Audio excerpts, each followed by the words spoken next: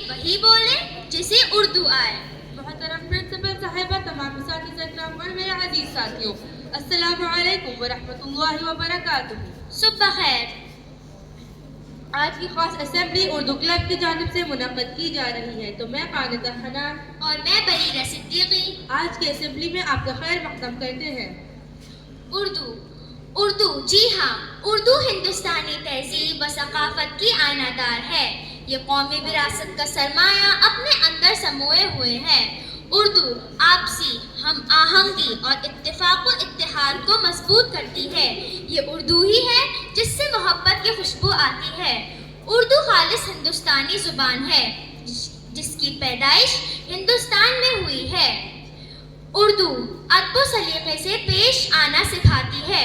جتنی محبت اور اپنائیت آپ کو اردو میں بات کرتے ہوئے محسوس ہوگی، وہ دنیا کی کسی زبان میں نہیں ہوگی۔ چند خوبصورت اشعار پیش کرتی ہوں۔ اردو زبان ایسی جو بولنا سکھائے، اردو زبان ایسی جو بولنا سکھائے، منہ میں سبھی کے وہ رس گھولنا سکھائے۔ اس کے حروف موتی الفاظ پھول جیسے، اس کے حروف موتی الفاظ پھول جیسے، ذہنوں میں سب کے خوشبو گھولنا سکھائے۔ ہے بولنے میں میٹھی، لکھنے میں یہ ہنسی ہے بولنے میں میٹھی، لکھنے میں یہ ہنسی ہے، انداز اس کا پیارا، یہ خود بھی دل نشی ہے۔ چاہو اگر سلیقہ اردو زبان سیکھو، چاہو اگر سلیقہ اردو زبان سیکھو، اردو زبان بولو، اردو زبان بولو۔ محترم سامعین، آج کی ہماری اسمبلی ایک عظیم شخصیت کی یاد میں ہے جنہیں شاعر مشرق، حکیم الامت جیسے عظیم القاب سے نوازا گیا ہے۔ جی ہاں، ہم بات کر رہے ہیں علامہ اقبال کی، جن کی یوم پیدائش کو یوم اردو کے طور پر منایا جاتا ہے۔ حزب روایت اسمبلی کے آغاز کے لیے تو حدیث مبارک پیش کرنے کے لیے میں دعوت دیتی ہوں صوفیہ کو۔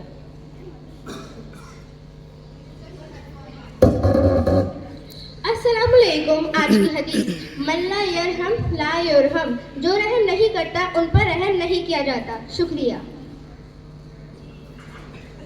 شکریہ صوفیہ۔ واقعی رسول اللہ صلی اللہ علیہ وسلم کی ایک ایک بات ہمارے لیے رہنمائی کا چراغ ہے۔ ایک کامیاب طالب علم بننے کے لیے ہماری زندگی میں نظم و ضبط کا ہونا بے حد ضروری ہے۔ نظم و ضبط کے بغیر منزل مقصود تک پہنچنا ناممکن ہے۔ نظم و ضبط پر چند نکات پیش کرنے کے لیے میں دعوت دینا چاہتی ہوں اریبہ رحمان کو۔ السلام علیکم۔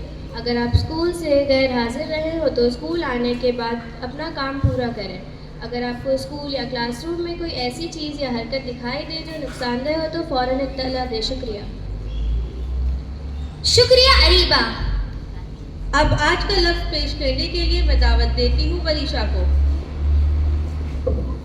السلام علیکم۔ آج کا لفظ ہے ہمکنار ہونا، معنی ملنا۔ جملہ، محنت کرنے سے ہم کامیابی سے ہمکنار ہوتے ہیں۔ شکریہ۔ انسان اپنی پوری زندگی میں مختلف تجربات حاصل کرتا ہے، اور انہی تجربات کی روشنی میں جب وہ کوئی بات کرتا ہے تو وہ قول زہری بن جاتا ہے۔ تو آئیے ہم علامہ اقبال کا ایک قول زہری علامہ اقبال کی زبانی سنتے ہیں۔ میں علامہ اقبال کے بارے میں معلومات فراہم کرنے کے لیے دعوت دینا چاہتی ہوں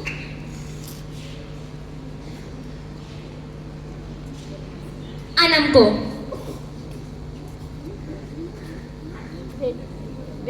بریرہ کر بلند اتنا کہ ہر تقدیر سے پہلے، خود ہی کو کر بلند اتنا کہ ہر تقدیر سے پہلے، خدا بندے سے خود پوچھے، بتا تیری رضا کیا ہے۔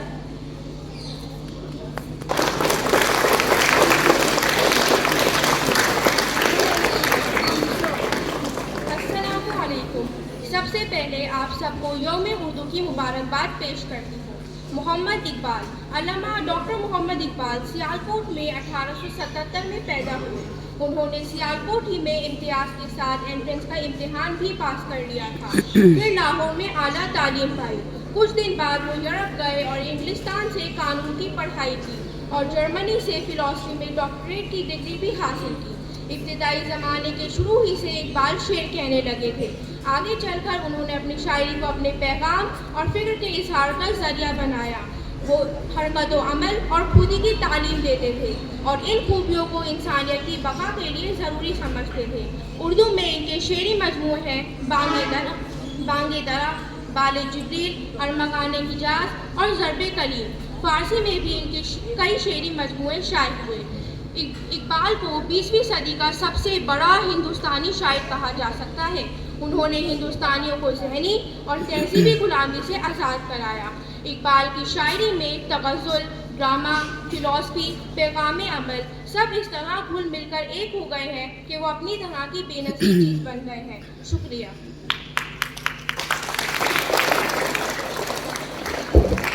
شکریہ انم.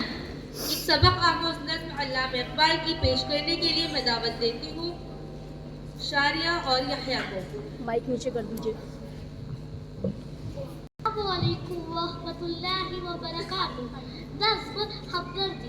تہذیب میں کسی شجر کی طرح بلبل تھا کوئی اداس بیٹھا، کہتا تھا کہ رات سر پر آئی، الٹے چکتے میں دن گزارا، پہنچو کس طرح آشیاں تک، ہر چیز میں چھا گیا اندھیرا. سن کے بلبل کی آہوزاری، جگنو کوئی پاس ہی سے بولا، حاضر ہوں مدد کو جان و دل سے، کیڑا ہوں اگرچہ میں ذرا سا، کیا غم ہے جو رات ہے اندھیری، میں راہ میں روشنی کروں گا. اللہ نے دی ہے مجھ کو مشاعل، چمکا کے مجھے دیا بنایا.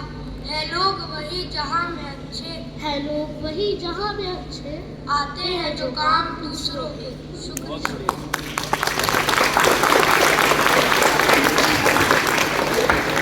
شکریہ شاریہ اور یحییٰ. امید ہے آپ لطف اندوز ہوئے ہوں گے. اب نظم پیش کرنے کے لیے میں دعوت دینا چاہتی ہوں فوزیہ کو.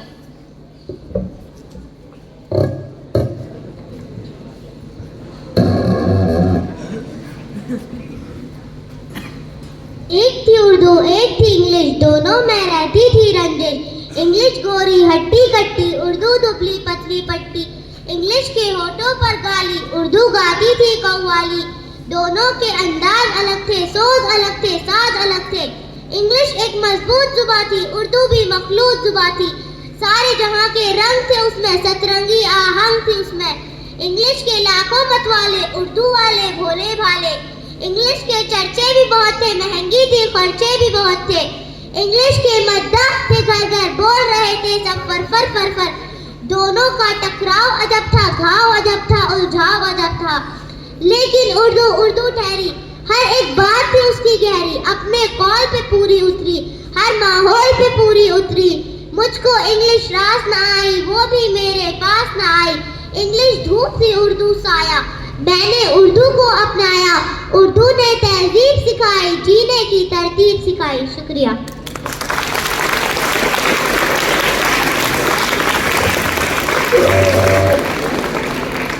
شکریہ فوزیہ. انشاءاللہ دوبارہ ملاقات ہوگی. چند خوبصورت اشعار کے ساتھ اس اسمبلی کو ختم کرتی ہوں. اردو ہمارے دیش کی شیریں زبان ہے، اردو ہمارے دیش کی شیریں زبان ہے. تہذیب کی وضع شرافت کی جان ہے. میں محترم پرنسپل صاحبہ اور شعبہ اردو کی ہم پرنسپل صاحبہ اور شعبہ اردو کے بے حد ممنون ہیں کہ انہوں نے ہمیں یہ سنہرا موقع دیا جس سے ہم نے بہت کچھ سیکھا. السلام علیکم ورحمۃ اللہ وبرکاتہ.